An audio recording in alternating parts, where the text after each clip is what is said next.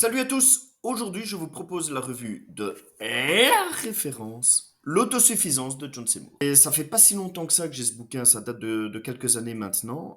C'était un peu sur le tard. Et jusque-là, jusqu'au moment où il a atterri dans ma bibliothèque, les retours que j'entendais de ce bouquin-là, ils étaient excellents. Tout le monde recommandait ce bouquin. Mon avis, avant de rentrer dans le détail, il est surcoté. Je vous explique pourquoi. Alors, John Seymour, c'est l'auteur de ce livre, il disposait d'une ferme avec un gros projet d'autosuffisance. Il a partagé son expérience dans un premier livre en 1976. La version que j'ai, c'est une réédition marabout appelée Grand Guide de l'autosuffisance. Alors, sur la forme, c'est 400 pages. C'est dense, c'est beaucoup d'informations.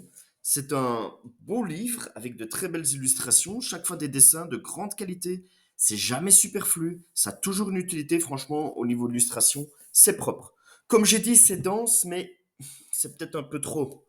Regardez ici, par exemple, il y a beaucoup de textes sur une seule page. C'est traduit, c'est correct, mais c'est peu vivant, c'est un peu monotone. L'ensemble rend la lecture assez fatigante quand même. Attention, hein, les propos restent cependant clairs, accessibles et compréhensibles. Sur le fond maintenant, énormément de sujets sont traités dans cet ouvrage. C'est juste impressionnant. C'est sa plus grande force, mais c'est aussi sa plus grande faiblesse.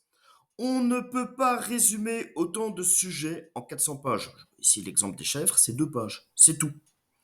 Ce livre se définit comme un guide. Le problème, c'est quand tu l'as fini, tu ne sais rien. Tu ne sais rien faire. Alors bien sûr, c'est pas en lisant un livre que tu maîtrises un savoir. Ça, c'est certain, il faut le faire. Mais un livre doit apporter suffisamment d'éléments pour éviter de se planter trop inutilement. Ici, c'est pas le cas. Les sujets, qui sont très nombreux encore une fois, mais ils sont trop survolés. Dans ma vision d'un livre, même un livre généraliste, il faut un minimum syndical et il n'est pas là dans cet ouvrage.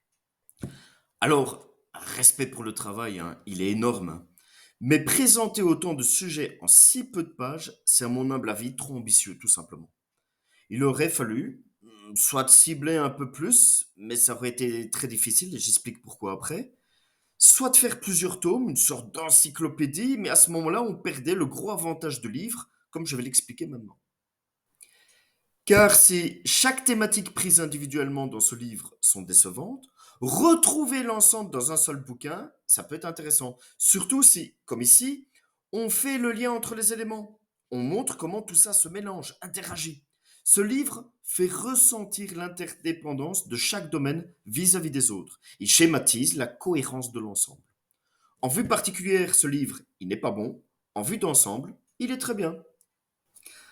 Alors, ce bouquin a-t-il une place dans votre bibliothèque? Point d'interrogation. Ça dépend. Si vous êtes tombé dans la soupe en étant petit, que vous avez grandi dans une ferme à l'ancienne, vous n'allez pas apprendre grand-chose. Vaut mieux aller sur des choses qui sont beaucoup plus ciblées.